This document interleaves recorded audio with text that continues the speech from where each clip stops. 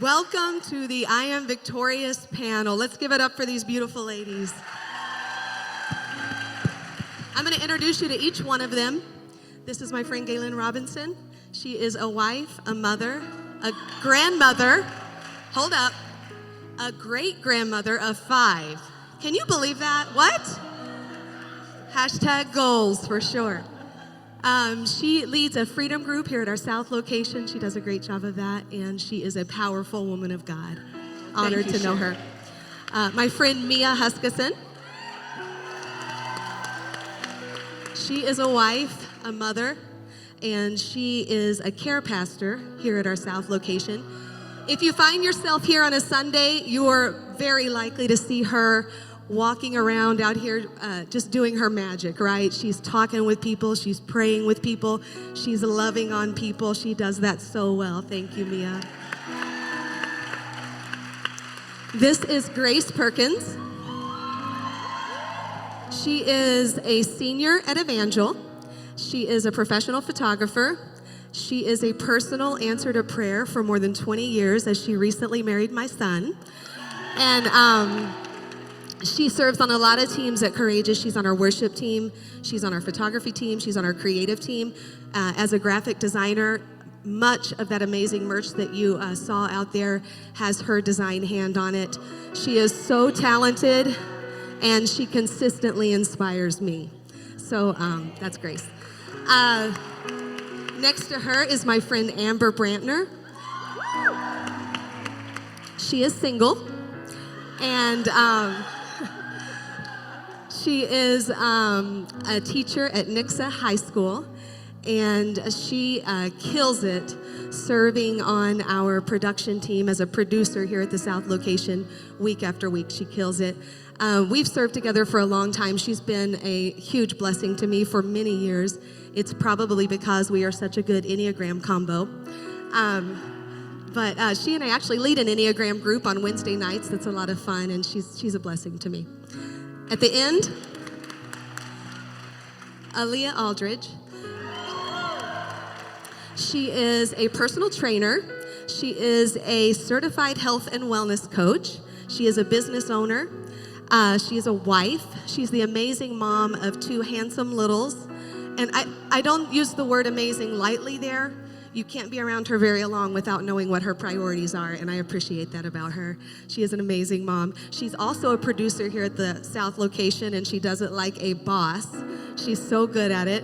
I've watched both of these two lead in very high-stress situations many times and just be grace under pressure, and I appreciate that about them. All right, give it up for our panel. So we're going to get started. First of all, I want to thank them for being up here. This is a very vulnerable spot. And so I want to thank them for being up here and being real. I promise you their answers are so real. And I'm just sharing with you guys.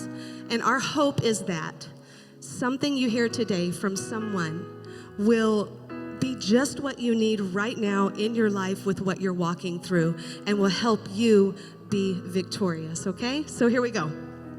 We're just going to jump right in. We're going to get started. I'm going to ask this first question, and we're going to start over here and just go all the way this way, okay? Everybody's going to answer. What is something in your life you've had to be victorious over? How did you, or not, maybe you're still living it, become victorious over that? We're going to start with Galen. Well, I've had to be victorious over many things. I married very young and had to overcome that. Anybody can do it, but trust me, girls, it's a struggle. So if you don't start too early, you'll be ahead in life. I just pushed through. I didn't have a choice. So that's the only way that I made it, and God is good. He helped me and carried me most of the way. I think for me, I've had to become victorious over the voice in my head that says I can't do it. Early on, God would tell me to do something, and I would basically act as if I thought I was his referral service. So I would say, you see Renee over there? She's much more talented at that than me, as if he wasn't my maker. And I've learned that doing when you don't feel like you're enough, doing when you feel like Renee can do it better than me. There's growth that happens there. Because there's always someone that's in front of us, but there's always someone coming behind us. So I've learned to do it afraid. Well, I come from a broken family, and my dad left whenever I was 5. And he's always been a part of my life, but I've always also experienced rejection from him and my stepmom. And it's always been something that I've tried to overcome, but it's also really greatly affected my self-confidence. Parental rejection is a lot different than just typical rejection. And not to say that those aren't, terrible, but it creates a wound in you that is hard to heal, and it affects every relationship that you have. And so I've learned to, not blame myself for the relationship that's, occurred with me and my dad. I've learned to overcome that and just encourage others in my life to overcome that too. And I know that it's not always going to be, or that it will always be a part of my life, and it's always going to be something I'm going to overcome. So.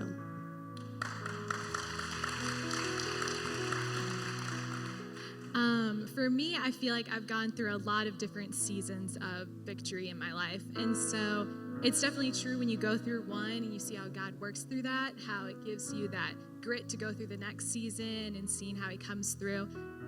But I would say kind of the first monumental one was growing up, kind of a childhood wound of I definitely was exposed to a very unhealthy marriage, and I saw a lot of emotional and physical and verbal abuse. And through that, I kind of felt this burden, kind of maybe being the oldest child, to, I had to protect my brother from that.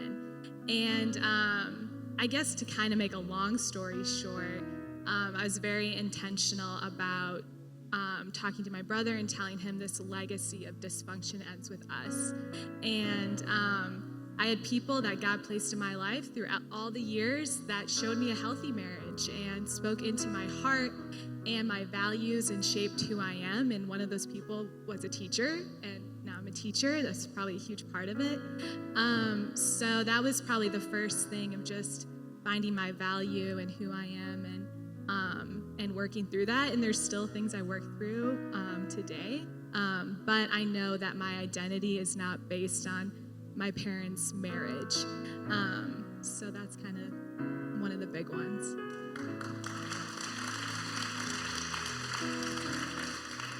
And I think, kind of echoing Amber, I think my greatest victory would have to be all the little victories that I've had along the way, all the hardships, all of the life changes, all of the things that I thought took me down. I think a big theme in my life, especially in my teenage years, in my 20s, I'm now in my late 30s, but was insecurity. And it really dominated relationships and feelings about myself and decisions that I made. And so this feeling of insecurity, I think, if the question was, what was your greatest victory? I will say today I can stand or sit here and say that I really truly feel like we're all works in progress. But if you talk to my husband, we've been together for over 8 years now, you talk to my parents, you talk to my best friends, and something that they can see a noticeable change in is my confidence, security in myself. And I think that it's attributed, yes, to a great marriage, a wonderful man. It's attributed to my children that we'll talk about later. I just want to be the best person I can and seeing what's actually important in life. And then the big one for me has been goal setting. And I think that seeing how strong and how capable and self-efficacious I am through what I can do, and it's what I do for a living, and I help other people set goals and see their confidence build, and I did it in my own life.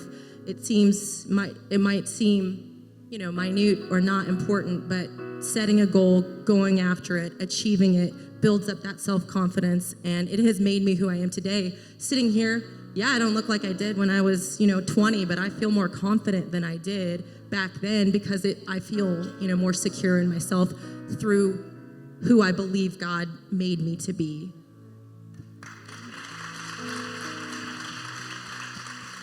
All right, we're going to have Amber and then Aaliyah answer this question. What's the biggest obstacle or hardest thing you had to do to reach a goal? I think for me, being intentional about distancing myself from my family to reach the things I wanted. And for me, that was, going to a college far away. And so I love my family and I will always honor them because I'm called to do that as their child. But I also knew the environment that I lived in was toxic and I wasn't going to be the best that I could be in it. And so I had to take that step out where I had to hold my own. And God was with me through every step of that. He poured into me, people came alongside me, supplied every need that I, needed that came across. But yeah, it was intentionally creating physical distance between my family so I could have better for my life and set a better example for my brother.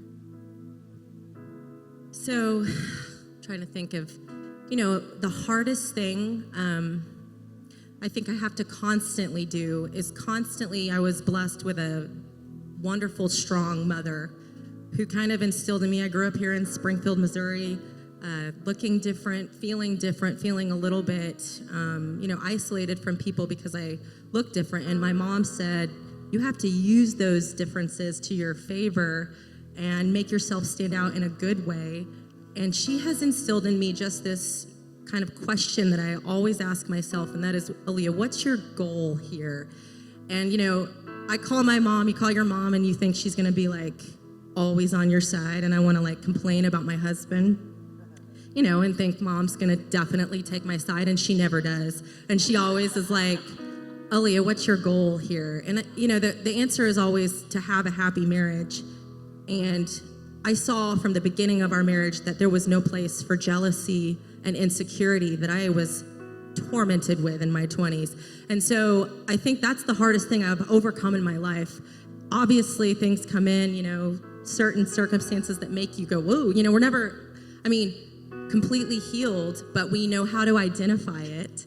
And then we know what we want to do with it. And my goal is always to be a good example and a strong woman of God and in a happy marriage. And those are some major themes in my life. And so I think through asking myself that question, that's how I've kind of overcome it.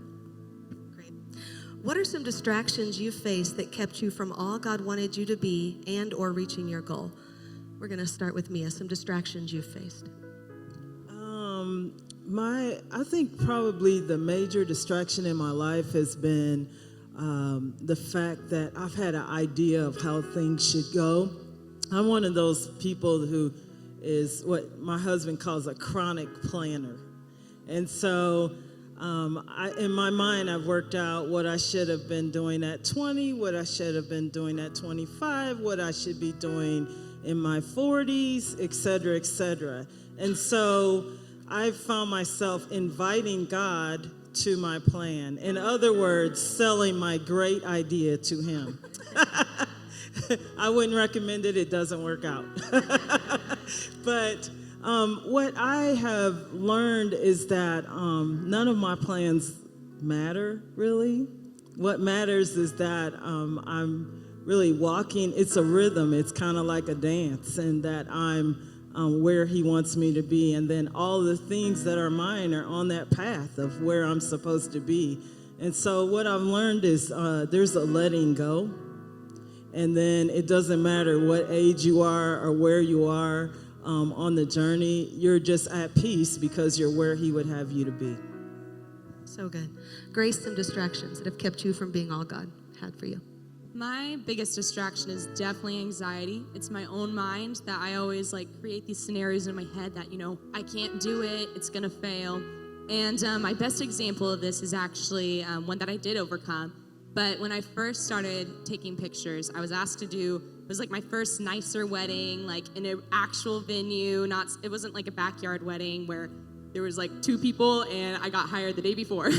But this one was planned and I got asked to do it and I felt so honored at first. I was chosen and it just was so rewarding to see that. But I remember thinking right behind that thought came the thought of anxiety and what if you can't deliver this person's wedding? What if you can't do this right? What if you have clients who like don't even let you get started on your business before you even do it.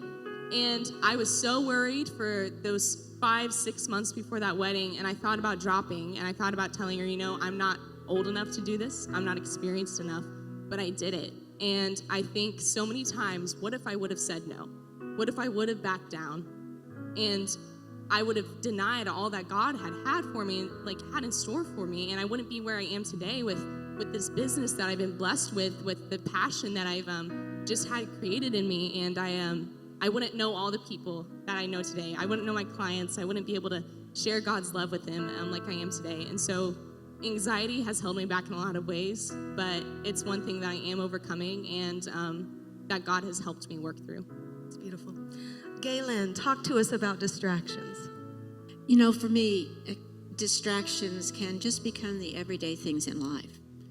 The family needs, or the job needs, or the grandchildren. Who doesn't want to, okay, a lot of you are really young out there, but if you have grandchildren, you live for those grandchildren. Or if you're struggling with your children, just hold on, because it gets sweeter the second round.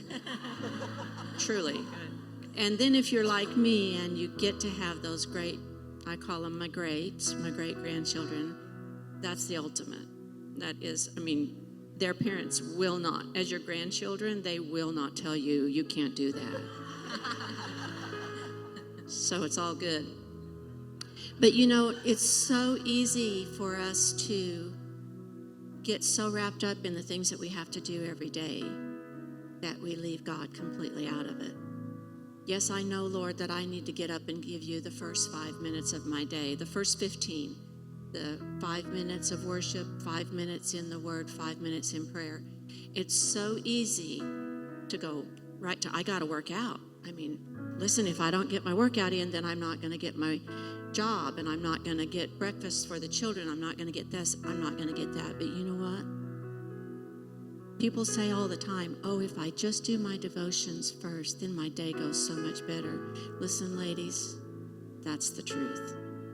Don't let those things crowd God out of your life. Those distractions are sent oftentimes by an enemy who knows you well. And he will send those little foxes that spoil the vine. He'll send those things into your life to completely pull you away from what God wants you to do. So take the first 15. It'll make your life a lot better. I love and I don't do it every day that. either. When we were something that stuck out to me the other night when we were visiting is that every one of those things that she listed, they're not sin. Those things aren't sin. Your grandkids aren't sin, and working out, none of that. And so sometimes it don't have to be sin that distracts you. It can be just life, just things of life that can distract you. Absolutely. And Sherry, I think that we are so more inclined to turn away from the sin that isn't really that much of a distraction for us. Correct. It's the things that just our everyday life that get in our way. Absolutely. All right. We're going to start over here with Aaliyah on this one. The best advice you ever got, or what advice would you give your younger self? So, I think the advice that I would give my younger self would be that God created me perfectly. I think that, when you think about how we are God's handiwork and we are his masterpieces and he created us in his image, if I could think about that more and all the insecurity I had in my 20s, I think that would be what I would tell my younger self. And then I had a professor at Mizzou in college tell me, because a lot of us, especially if we suffer with, perfectionism or really trying to prove ourselves and be the best and do all of this stuff, he said to keep the main thing the main thing.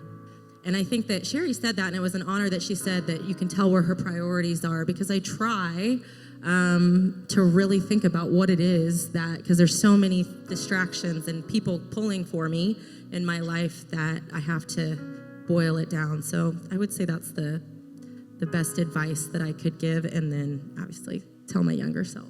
Amber, the best advice you ever got?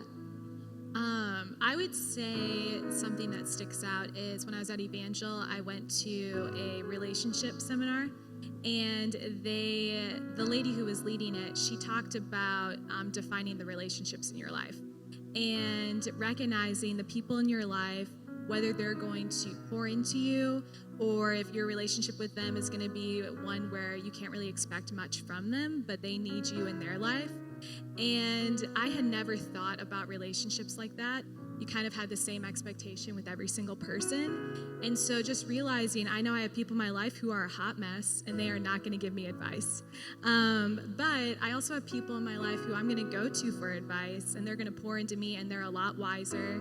And so recognizing that, and then also being okay if some of those people are family members where they might not be pouring into your life, but they need you in their life. And so it kind of changes your expectations so you don't feel disappointed or angry when they don't meet, these unmet thoughts that you think they should treat you a certain way, and they probably should. But just recognizing everybody's in their own place in life, in their own journey, and you can't fix them, but you can just try to show Christ's love in the best way for whatever that relationship is. Grace. My mother-in-law gave me this advice. She's sitting next to me. So this advice it's actually really stuck with me. And it's one of the biggest pieces that every day I choose to think about it. But it's, victim or victor. Which one are you going to be? The choice is yours every day. In every situation, every disappointment, are you going to be the victim? And are you going to choose to sit back and let it happen to you and not fight against it? Or are you going to choose to be the victor and rise above it? And, that can apply to the smallest things, like when that cashier in Walmart isn't having a good day and she's kind of being rude to you.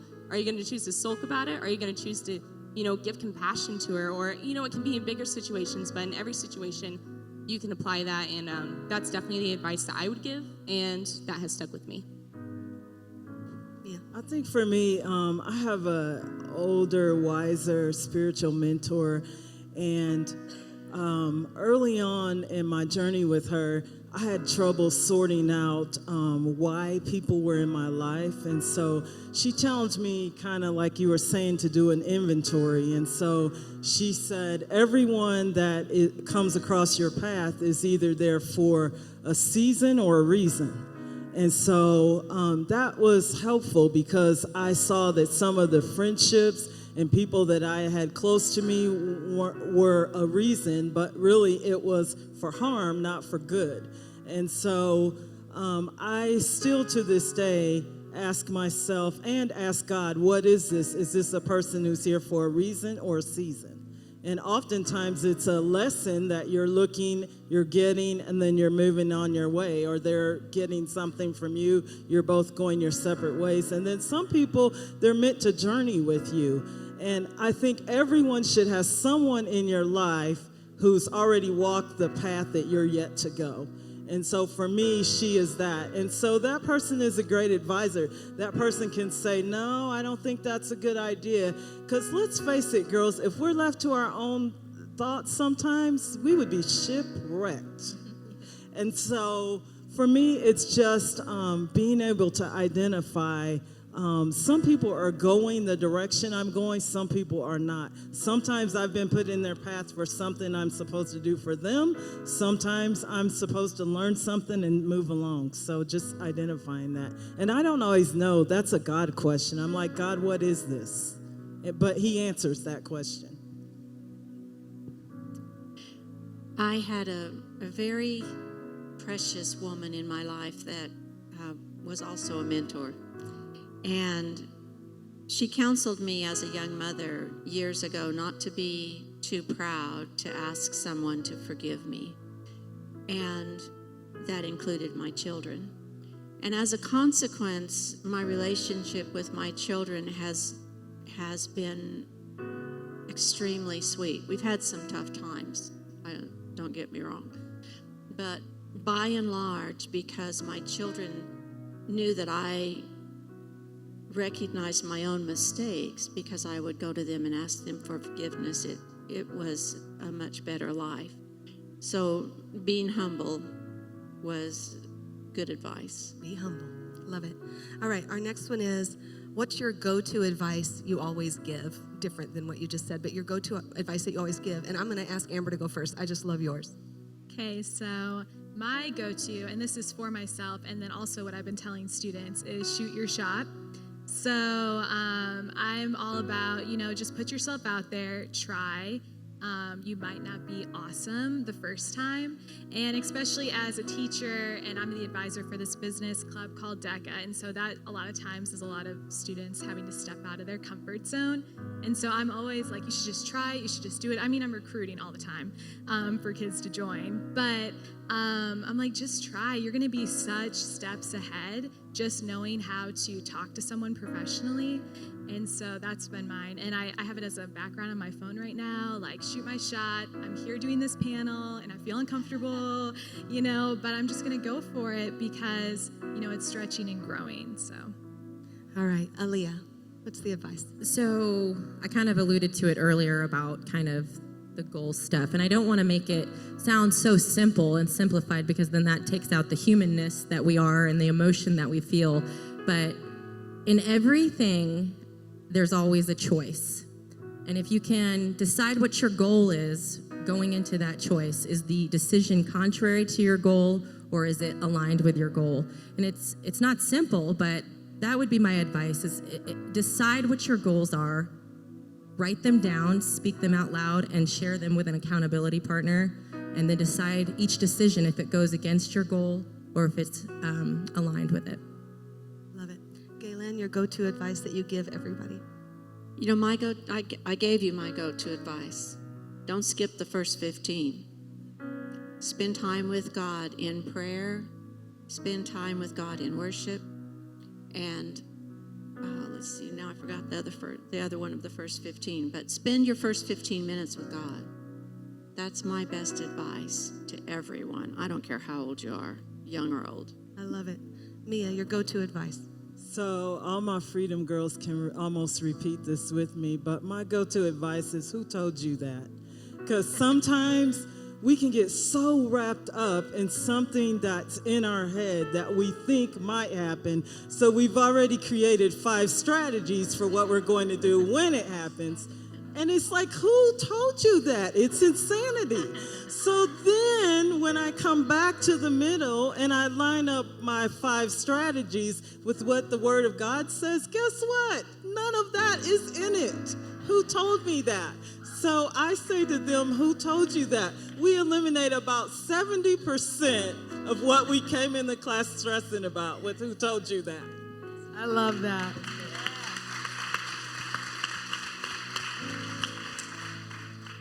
We're going to start with Galen on this one. What's the biggest lie you told yourself? I'm not enough. I told myself that from the time I was, I don't know, but I've always told myself I'm not enough, but that's not what God says about me. That's a lie. All right, Mia, biggest lie you told yourself?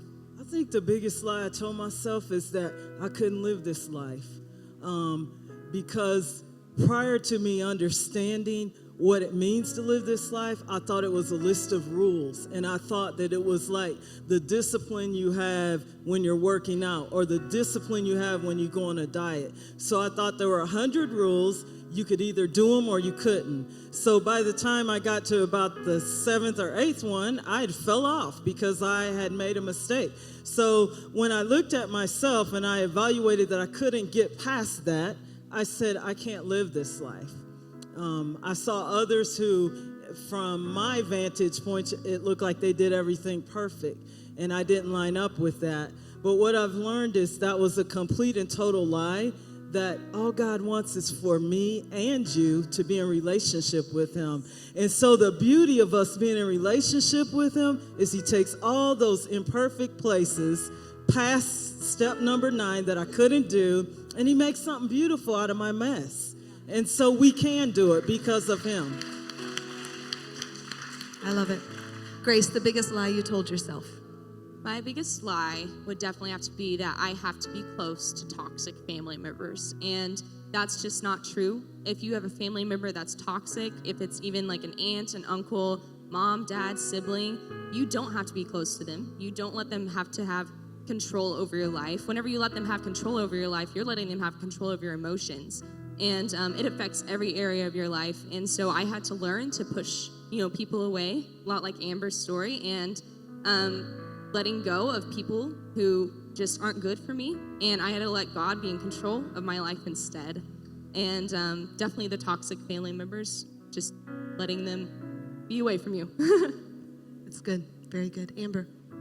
I would echo really what Galen said. I think the biggest lie has always been, I'm not good enough.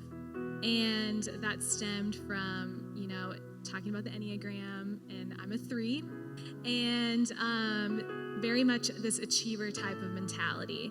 And I feel like I would see, where I came from, and I don't have this perfect upbringing, and feel like my family's a mess, and I would, feel like I'm aligned with this mess, and I bring all this baggage into, wherever I'm at. And so I think that was a big lie that I had to overcome, that I defined myself by, where I came from. And now, I have gone through a lot of difficult situations, but it's made me be able to feel for people who've gone through similar things, and also show that you don't have to be a statistic of, your family's mess. And you can be a light into your own family, and you can have your stuff together despite, all of the, mess that you went through. So that was kind of the big thing for me. Aaliyah. I would say a daily lie, and is that I need to be like anybody else besides myself. And I think that, comparison really truly is the thief of all joy. And we are attacked with it daily. So we talked about when we had met with this group about social media and how it is a lie, and it's most people's highlight reel. And there's not as much vulnerability and realness. And so I think a lie that I tell myself is that I need to be like something, or I need to do something based on what somebody else does, and not being true to myself. So good. So good. Amber, biggest regret. I don't really have this moment that I'm like, oh, that was such a regret. I think for me, probably my biggest regret would just be the times I've said, thoughtless things, or I've said something that hurt someone's feelings. Probably in those moments, I wish I could take things back, because you can't change that. You can't take back the words you say. So that would probably be, I guess, a regret. It's just the times you accidentally say things that you don't realize the impact of them. Galen, biggest regret. My biggest regret is that I didn't enjoy the moment with God when I was in it. I can look back over my life and see the person that He had me be at a certain point in time, and I was so busy trying to be the perfect person, look the perfect way, have the perfect whatever, that I missed what God wanted to do in me at that moment. And I'm a lot older than you think I am. So I can look back over my life and realize that I missed a lot of moments with my Father, with my Lord, because I was way too busy trying to be something that I didn't need to be. So it's really important for us to enjoy our moment with God. We can't get yesterday back. Yes, we can't live in the past by any means, and I don't encourage you to do that, but sure live in the moment. Realize that our time with Him, and it's up to you, it's up to me, to take as much time with God as I want to. We all have 24 hours in the day, girls. Nobody has more time than you do. We all have the same amount of time. What we do with it is up to us. And I don't want to waste the rest of my time with Him. I want to make every minute count. And that would be my regret. I love that, because I feel like even just living in the moment, regardless, like I'm in a new season in my life right now, empty nest all the way, and I hate it. But it makes you realize, man, in the moment you're in, soak that up. Like, enjoy every second of those kids, even when they're getting on your nerves and they're tiny. And don't be constantly striving for the next thing because you're going to miss the moment. I love that. So Live true. in the moment. Your children don't care if your house is clean. Absolutely But not. they do care if you're too busy to sit down in the floor with them. And I promise you, that clean house that matters so much to you, now my house is spotless because I have no kids in it. I'll take the other all day long over that clean house. It's spotless right now. I'm not kidding. It's I'm with you. anyway. All right. We're going to go to there's strength and victory and rest. How do you find rest? And we're going to start with Grace. Oh gosh. Being a senior in college, a newlywed, having a business that's full time, I feel like rest is like non-existent for me. And in a lot of ways, you know, it does feel like that, but you can get rest going to the grocery store with your husband. That's okay. That's my rest right now, is just a break from school, a break from photography, a break from just life in general. And it can be fun. And sometimes, you know, it's okay to say no to things too. And I feel like I take on so much and I need to let go of things. But it's okay if I say no to a client who wants to book something that next weekend. It's okay if I say no because you need to have time for yourself too. Very good. Amber, how do you find rest? Yeah, I feel like just being a teacher, I'm currently getting my master's, and just everything that goes with, you know, just being in a kind of a busy season, I have to like intentionally schedule it. Like, I literally like put it on a calendar. And there's sometimes you can be busy. It could be things you love to do that you're busy with, and things that are just, you know, part of your job and you're obligated to do. And you know, I had a few weeks here, I was in a wedding and then I was out of town. I was just going nonstop. And I'm like, okay, I see that Saturday in my future. I'm going to clean. I'm going to put my laundry away. I'm going to wash my hair because I've been doing dry shampoo for 10 days now. And so, you know, I'm going to listen to a podcast. I'm going to take as long as I want as I'm getting ready. So I'll just take a day I'm just going to do me, and I'm not doing anything else. So that's how I find rest. Galen, how do you find rest? Well, I'm not as busy as I once was, but, you know, I think finding rest for me is not being perfect. I just stop the striving. Sometimes we just push ourselves beyond that point where we've just are striving for everything. And so I just have to say, I'm enough. You and me, God. Just you and me. And that's all we need. And because I'm a perfectionist and I always tend to be pushing myself that extra place, I just have to accept that I am not going to be perfect. And even if so who's the judge of perfect? I love me as, who told you that? You know, who's the judge of perfect? And that's where I find rest, is just stop striving. The other night when we were visiting, Galen said, here's something I've always said. You have to say no to the things, you have to get the stuff done. I love that. We decided we need to put that on a shirt or a plaque or something. You have to say no to the things, you have to get the stuff done. So sometimes it is as easy as Grace was saying, and just saying no. Say, I can't fit that right now. And some of us struggle more with that than others, but just learn how to say a sweet no. No, I'm so sorry. I can't do that right now. All right. What's the biggest lesson you've learned? We're going to start with Galen. The biggest lesson I've learned is that I was a Sunday school teacher back in the day when we still had Sunday school. We did a series on boundaries, and that's a popular book series that you can still go and get in any bookstore or at any library today. In that whole big series, there was a statement in there. It said, you are responsible to people, but not for people. And it changed my life. I learned that I'm responsible for me, but I am not responsible for anyone else. I will be to you a friend. I will be to you help or other things. I am responsible to others, but not for others.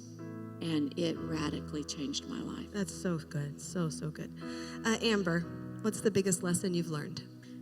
So mine is also from a book that I read. I read Uninvited, and it was, I think, 2 summers ago I was reading it, and there was this moment. It literally changed my perspective, like in a moment. And basically, it was just talking about celebrating with other people when they have success. And it's easy, and I think especially as women and with social media and everything, you can have people that you absolutely love, who are your closest friends, and they share an accomplishment or success in their life, and sometimes you don't feel really happy for them. It feels like it takes away from your own future success. And so in this book, it was just talking about how we can have this perception of success is like a pie. And when somebody shares it and we haven't had it, that they take a slice of the pie away and there's less for us. And reality is we serve a God of abundance who has a plan for each and every one of our lives. He has lots of pies, y'all. Lots And of it's pies. like, yeah, it's like, you know, you're looking at this apple pie and God's made you a blueberry pie over there, and that's not even yours. Like, don't even worry about it. And so that was just like, in that moment, the times where I would feel competitive or compare myself to other people and people who I love, I could genuinely check myself and be like, I'm so happy that that's happening for you. And I know God has an awesome thing that's going to happen for me, and I'm not going to worry about thinking this is going to take away from what's going to happen to me. It's not about me. And so that just, it just completely transformed my mindset of just being happy for people when awesome things are happening for them. So good.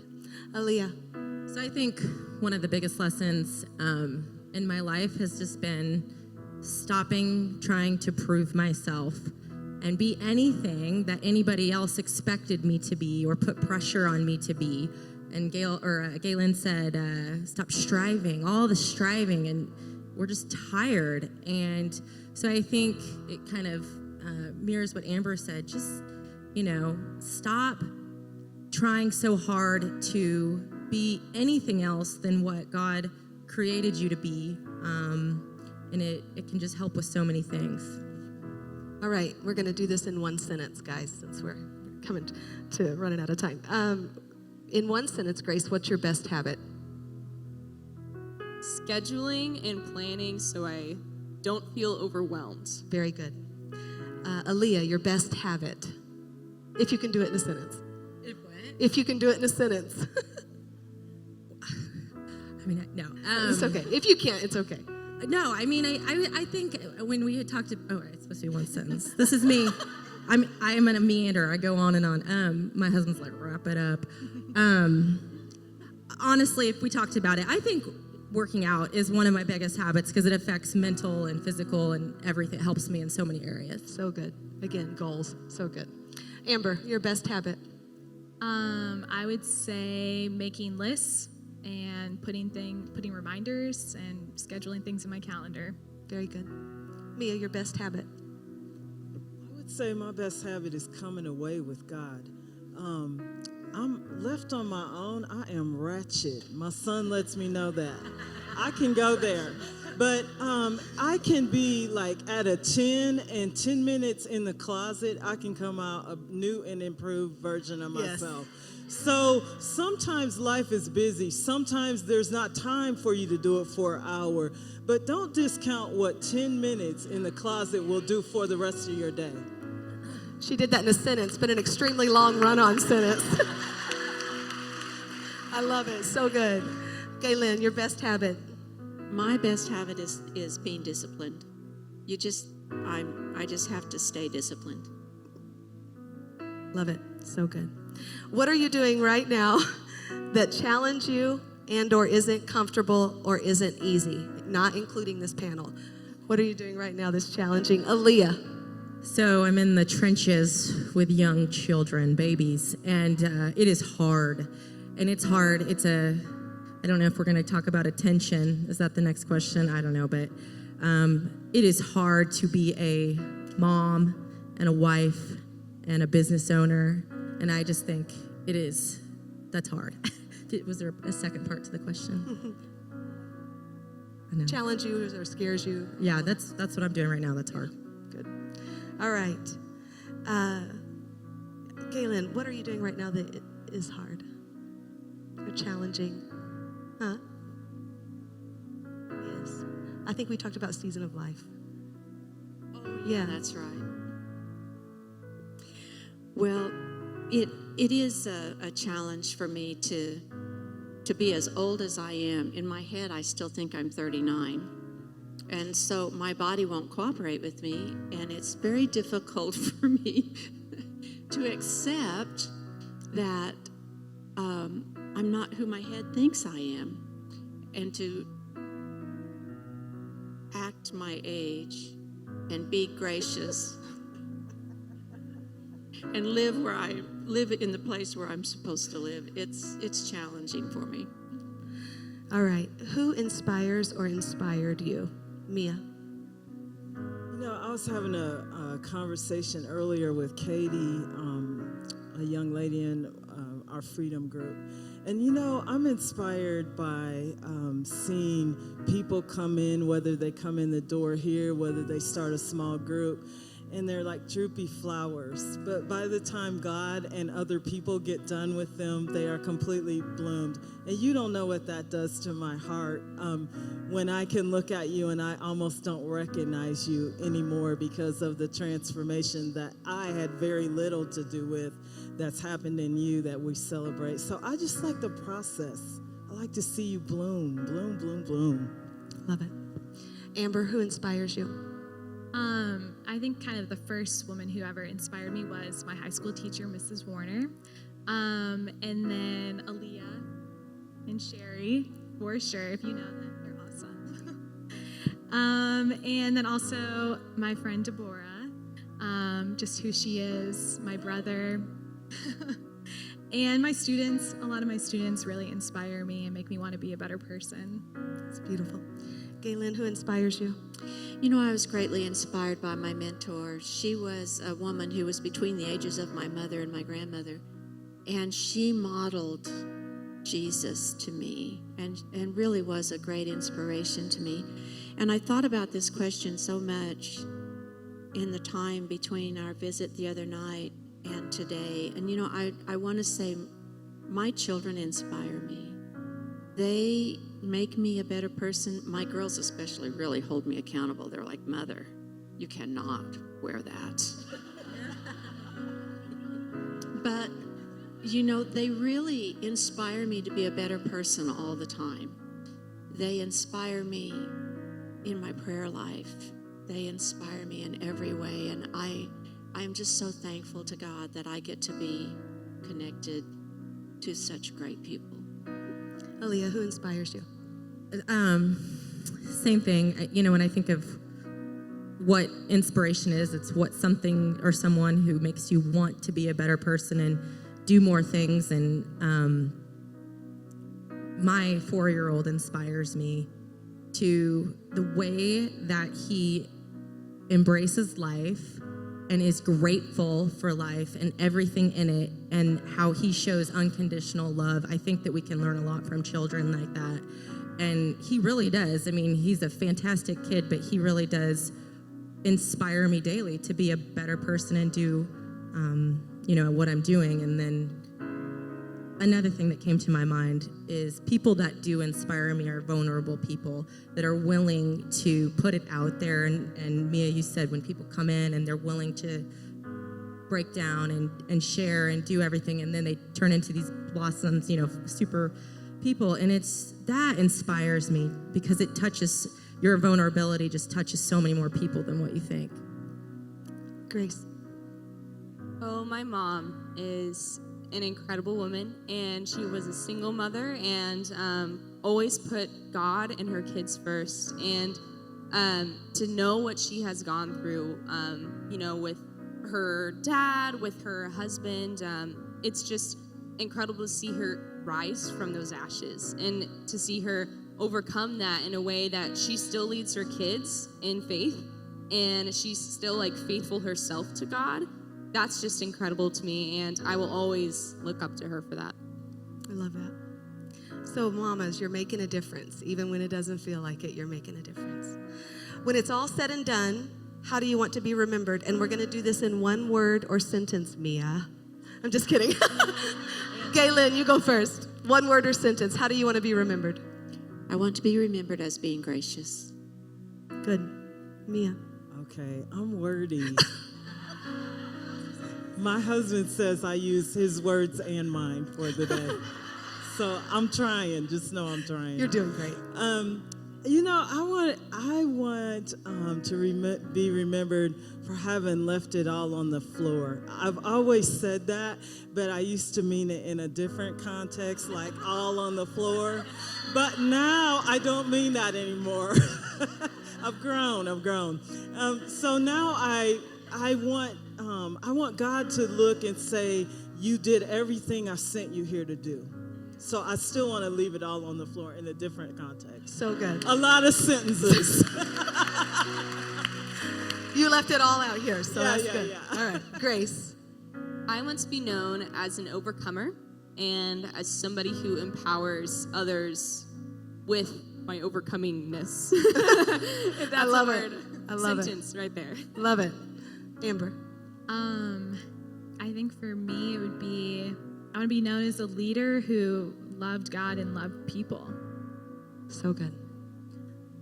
I want to be known as an empowered, strong, selfless woman with vision. Girls, and one grace. word.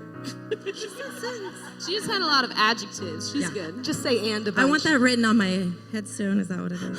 Empowered, strong, selfless woman with vision and grace. Love it. So good. This is our last question, and we're just going to let Mia answer this one. What does letting God fight your battles look like to you? Okay, it won't You be have more than one It sentence. won't be one sentence. You know what? David and I were talking about this last night because I process out loud with many words. And so what I've learned that I used to think that fighting a battle was, as the kids say, throwing hands. It was just right here coming up against any and everything right in my face.